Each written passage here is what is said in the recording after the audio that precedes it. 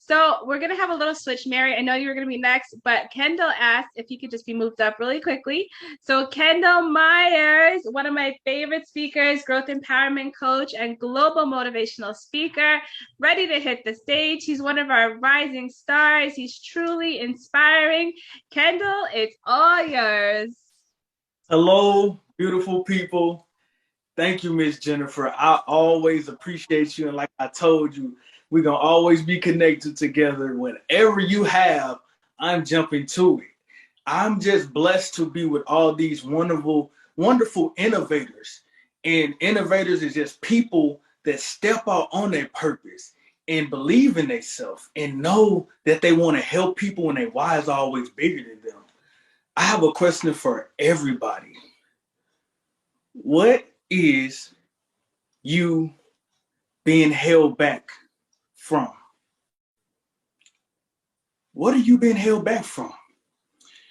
A lot of these things that we go through in life, it put us in a state of mind where it controls us. And so today I want to speak about forgiving and growing. Forgiving and growing is always easier and said than done. Sometimes we just got to flush it down the toilet. Sometimes we just got to look in the mirror and wave it away. Sometimes we just got to take that walk to reminisce and think about the situation that we was in to figure out where do we need to go with this. One of my most inspiring people, one of the persons that made me even step out on faith and become a speaker, somebody that I listen to every day, that I actually was personally mentored by, Les Brown. He is one of the reasons why I want to speak about forgiveness and growing. You know, Les Brown has a million stories, but it's one special story in his life at a young age where he wanted to make a difference, but things went wrong. For who don't know Les Brown, he was adopted as an infant and lived with his mother, Mamie Brown. And he had a vision. Just because of the love that she showed him, he wanted to buy her house. And he promised her that. So as soon as he made his first six figures, guess what he did? He went to go buy her a house. He went to the lawyer. The lawyer asked him to make sure there's no lien on the house. And he asked the guy, he said, just because you wanted to buy this house for your mom, I want to give it to you. It's somebody that came with more money than you, but just because of the reason that you want to buy the house, I'm going to give it to you. And he asked him, is there a lien on it? He said no. So he finally moved in, get all settled, and got a call. A guy told him he had to come up with $60,000. $60,000 in a month. He said, no, give me 60 days. Give me 60. Give me 90. Give me 6 months. No, you got 30 days or you have to get out. He went to the lawyer and said, I can't believe this happened. He said, Les, you got suckered. So as he went to the side of his mother's bed, getting ready to tell her the bad news, guess what she said? It's okay, baby. Long as we got each other, we good. I didn't like the house anyway. He said, Mama, you didn't like the house. I thought you did.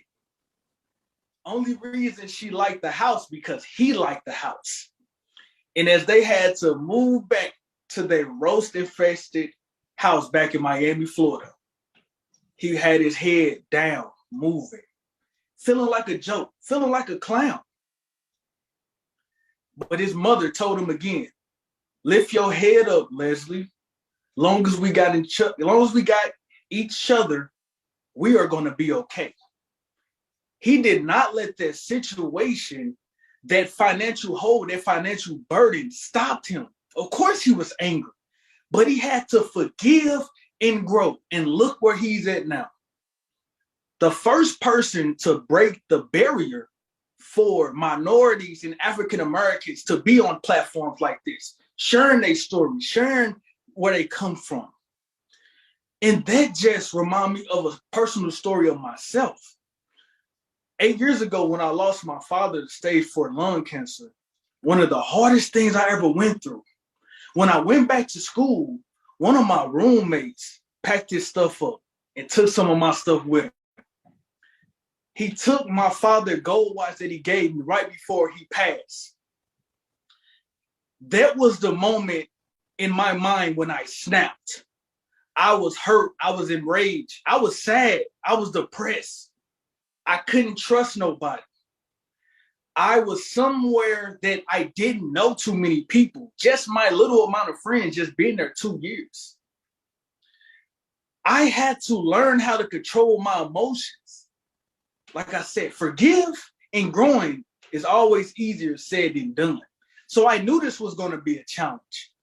The number one reason why I was able to forgive, because of the man above.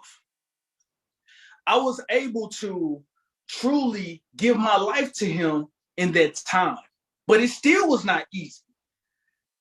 I truly never been so mad a day in my life like that moment. It's not about the watch. It's the principle that it was my father's. And too many people don't know this. A couple months later, guess who I seen walking out of the cafeteria? Yes, my roommate. It was so many things going in my mind.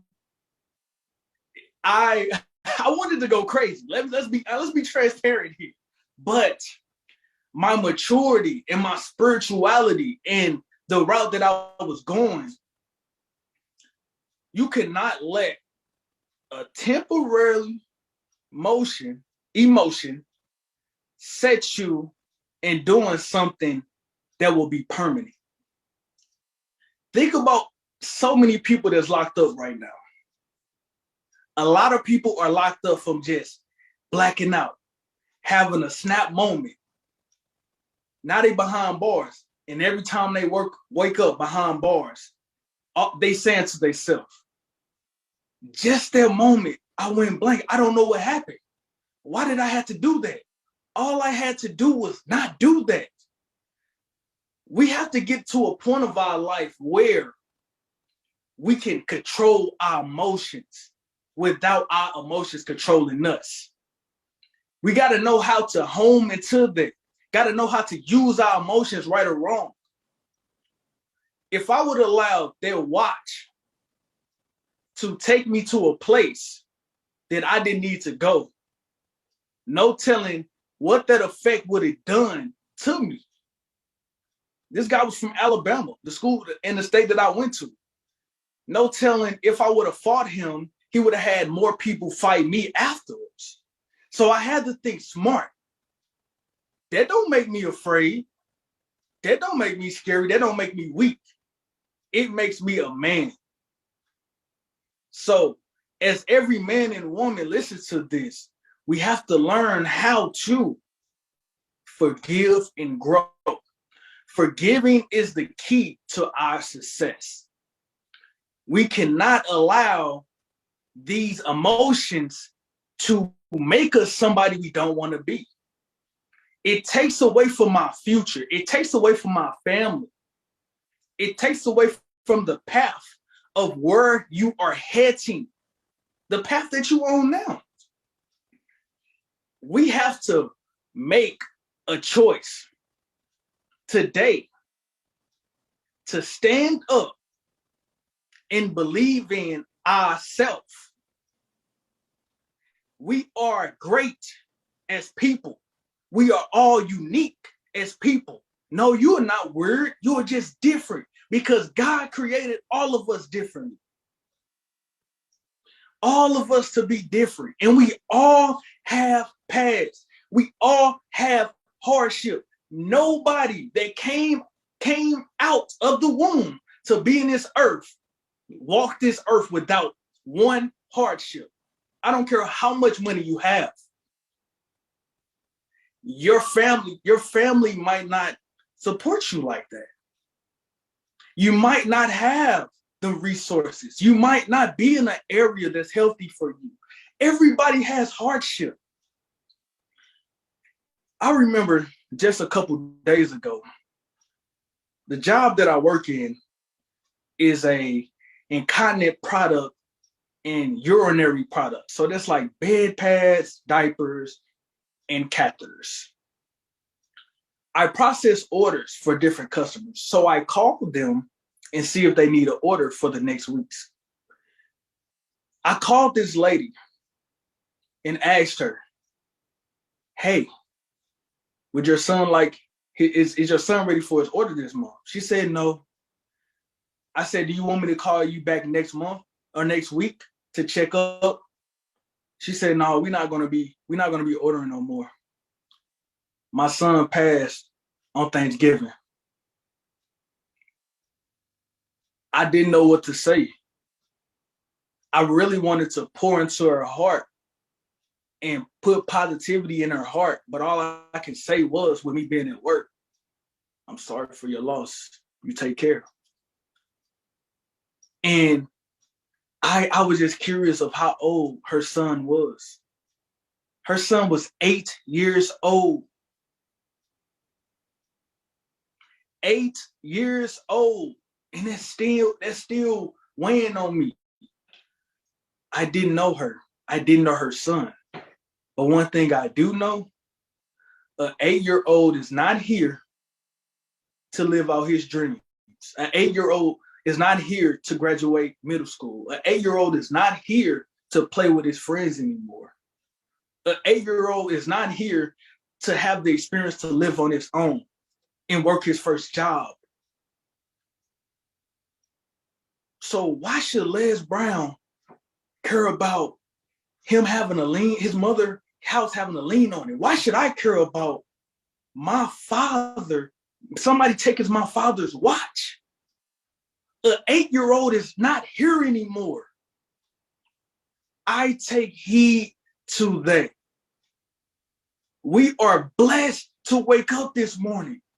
So this is why it is important to forgive and grow, because it's not too many people here no more that's able to grow and live their dreams out. So as Cornell was speaking on, purpose. What is your purpose? What's holding you back? It's not your past holding you back. It's yourself, because you haven't digged in deep enough. But let me tell you something special. You woke up today. That means you have a new day to fix what was broken. You have a new day to tap into your incredible strength. You have a new day to celebrate life, to celebrate your dreams, to celebrate your passions, to celebrate your family. Even this week alone for me, it has not been easy. But an 8-year-old lost his life. I have a lot to live for, as well as you do. And waking up is the first thing to live for. I am Mr. Overcomer. Every mountain that I come across, I get over, and I also show people the path over the mountain. It's time to step up. Y'all stay blessed and have a Merry Christmas and a Happy New Year's. Wow, of course, Kendall, another amazing share. Thank you so much. Everything that you said was just, oh my God, it just so amazing. And as usual, you always bring the fire. You are a truly an empowering speaker. Did you tell everybody how old you were? I don't remember if you said that. I actually didn't this time. Surprise!